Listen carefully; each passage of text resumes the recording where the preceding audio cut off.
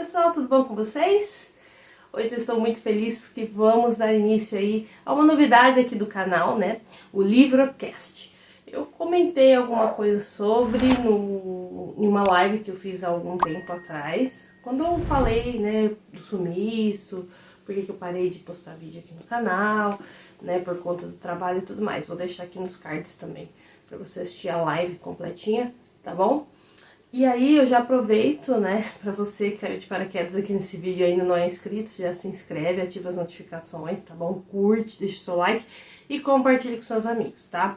Minha intenção é voltar aos poucos com o canal, né, com os conteúdos já tradicionais do canal, pra quem me acompanha desde o começo lá, né, 2020. Eu fiz várias coisas já aqui no canal, já tem muita playlist, já tem mais de 500 vídeos, então assim, não tem desculpa para não acompanhar o canal, para não se inscrever e assistir os vídeos. Mas aos poucos eu vou voltando. E essa ideia, né, do Livrocast é porque assim, eu faço o desafio de literário, já fiz leitura virtual, enfim. Mas o Livrocast vai ser voltado mais para debate, para livros não literários. Vou chamar dessa forma. E aí, o primeiro livro que eu escolhi para dar, né, para estrear aqui esse quadro no canal foi esse livro aqui, A História Bizarra da Literatura Brasileira, do jornalista, né, do pesquisador aí, ó, Marcel Verrumo, tá? Ele, para ser mais certo, assim, no que eu vou falar, tem a fotinho dele aqui, ó, tem uma breve biografia dele aqui.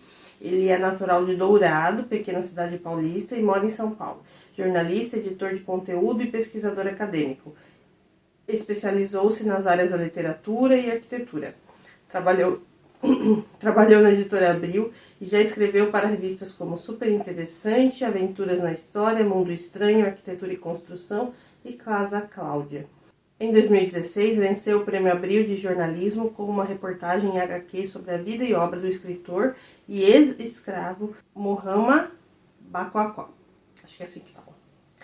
Mestre em Comunicação pela Unesp desde 2007, realiza pesquisa sobre repórteres cronistas que transitam entre o jornalismo e a literatura. Então esse aqui é o Marcel Verrumo. E eu vou fazer a leitura então, e aí ao longo da leitura depois debate, tá? Vai funcionar da seguinte forma, gente. Sempre aos sábados, às 3h30 da tarde, tá certo? Então, assim, todo sábado, então, a gente vai ler um episódio, né? Um capítulo aqui da história. São historinhas curtinhas, tá? Porque, qual que é a função desse livro aqui, gente? É contar curiosidades sobre os principais escritores da nossa literatura. Então tem muita coisa aqui, tá separado por partes, porque tem todas as escolas literárias, desde lá dos primórdios, né, do quinhentismo, lá né, até chegar agora no contemporâneo. Então tem bastante coisa bacana aqui nesse livro. Eu já li alguns que eu fiquei bem tocada, bem emocionada. Teve outros que eu li e eu falei, cara, não acredito, vocês também vão se surpreender quando eu ler essa em questão que eu tô mencionando, mas são muitas histórias legais, e são 5 partes, né? Não tem uma média, assim, de capítulos por parte, mas, vamos dizer assim, 3, 6, 8, 10, vamos lá, uns 10 capítulos, 3, 6... de 8 a 10 capítulos por cada parte. E depois tem o epílogo, agradecimentos e bibliografia, tá bom? Então, nesse vídeo de hoje, além dessa apresentação, né, do livro, eu vou ler a introdução para vocês, tá? Na introdução aqui, a gente tem a foto do meu queridinho, olha só, do Machado de Assis. Então, eu vou ler essa introdução para vocês. E aí, no próximo sábado, a gente já inicia com a parte 1 e o capítulo 1 da parte 1, tá bom? Vamos lá para a introdução, então. Há 100 anos, o leitor brasileiro que adentrasse uma livraria ou um sebo não se depararia apenas com os livros do século XIX, que você deve ter estudado nas aulas de literatura, como Memórias Póstumas de Brás Cubas, de Machado de Assis, Iracema, de José de Alencar, ou Memórias de um Sargento de Milícias, de Manuel Antônio de Almeida. Esses títulos até estavam lá, mas também poderiam ser encontradas outras obras super interessantes que você provavelmente não conheceu na escola, como os primeiros livros nacionais de ficção científica e até as primeiras obras literárias eróticas escritas em nosso país. Um apaixonado por ciência e história, por exemplo, não teria de ler somente um livro de Charles Darwin, embora essa leitura pudesse ser bem convidativa. A ele, um livreiro poderia indicar História do Brasil escrita no ano 2000, de Joaquim Felício dos Santos, um dos romances de estreia do gênero ficção científica no país. A obra fora publicada em formato de folhetim no ano de 1868, antes de chegar às livrarias, e contava a história do dia em que Dom Pedro II se teletransportou para o futuro, desembarcando no ano 2000. O que o imperador encontrou no futuro foi um Brasil bem diferente do que comandava, um país que não era mais governado por um nobre vindo de uma família endinheirada, de sangue azul, mas por um homem de origem pobre, cabra mestiçado, de mãos grossas. Para governar esse Brasil do futuro, com 142 milhões de habitantes, vir de uma linhagem nobre não era suficiente. Era necessário conhecer os problemas do povo. Alguns desafios já haviam sido superados nessa nação imaginária. A bactéria causadora da diarreia já havia sido erradicada. Os jornais não demoravam mais para ficarem prontos. Eram impressos em apenas meia hora. O território nacional era todo interligado por estradas de ferro. As desigualdades sociais haviam diminuído e os brasileiros não julgavam um outro a partir de sua raça. Não havia mais brancos, negros, índios, orientais. Havia cidadãos. No Brasil do ano 2000, imaginado por um escritor de ficção científica de 1868, não existia preconceito. Se o leitor daquela época não se interessasse pelo tema e quisesse uma leitura mais leve, um passatempo para se divertir, poderia escolher um livro com o selo Romance para Homens. O selo, que aparecia em destaque logo na capa, servia para indicar que aquela obra continha conteúdo impróprio para mulheres e era permitida apenas para indivíduos do sexo masculino. Tratava-se de um romance erótico. A literatura erótica, apesar de passar longe das salas de aula, também foi um gênero que marcou presença nas prateleiras nacionais na segunda metade do século XIX, ajudando a popularizar a leitura no Brasil na passagem do Império para a República. Os enredos não entretinham os leitores por serem mirabolantes e nem continham artifícios estéticos e narrativos de escolas literárias consagradas do seu tempo, como o realismo e o naturalismo.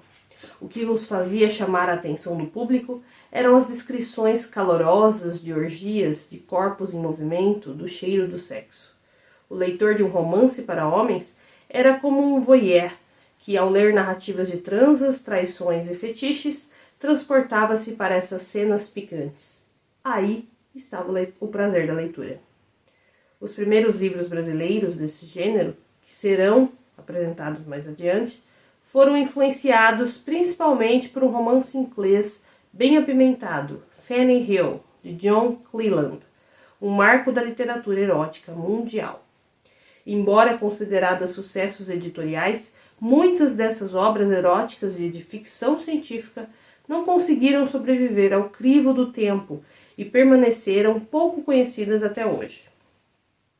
Não foram designadas clássicas pelos críticos, tampouco descobertas e relançadas por novos editores.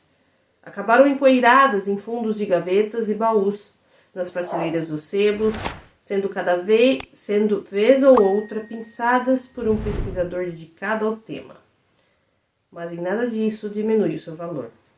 Mesmo tendo sido escritas para vender, sem necessariamente dialogar com uma ou outra escola literária consagrada, trata-se de textos importantes para a popularização do livro e a formação de muitos leitores no Brasil. Algumas das contribuições dessas obras, inclusive, se mantêm vivas até hoje, em áreas que talvez você nem imagine. Um exemplo está relacionado à nossa língua.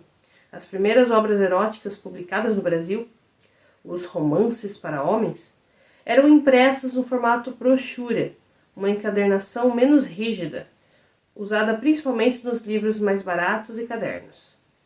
Essa informação não teria muita relevância não fosse a criatividade de um leitor desconhecido que associou a publicação em brochura dos livros eróticos à flacidez do pênis.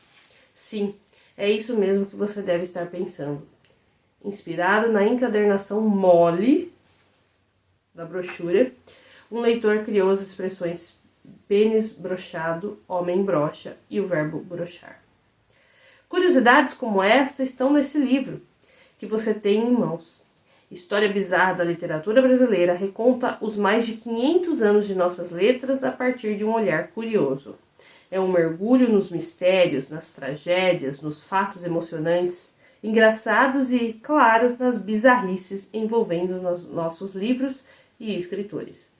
Ao tratar de literatos famosos, apresenta-os a partir de uma perspectiva em comum, tirando-os de um pedestal e tornando-os mais humanos, com defeitos e qualidades. Você vai descobrir o que aconteceu com a carta de Pero Vaz de Caminha, escrita para livrar um ladrão do exílio e que ficou desaparecida por séculos.